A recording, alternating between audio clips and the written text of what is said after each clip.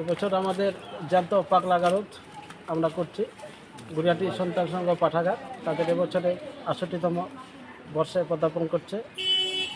আমাদের আজকে খুঁটি পূজার মাধ্যমে আমাদের পূজা শুভ শারদীয়ার শুভ সূচনা শুরু হবে।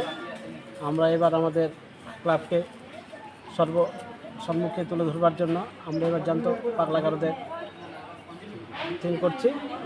এবার আমাদের বাজেট ১৫ লক্ষ টাকা। এছাড়া আমাদের নানা রকম সামাজিক কাজকর্ম চলছে।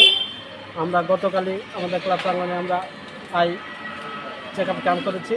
আগামী দিনে আমরা এখানে ব্লাড ডোনেশন ক্যাম্প করব, হেলথ চেক আপ ক্যাম্প করব এবং প্রতিটি এলাকায় গিয়ে ডেঙ্গু প্রতিরোধ যে কর্মশালা সেগুলো করবে এবং এলাকায় সাফাই অভিযান চলবে ক্লাবের উদ্যোগে।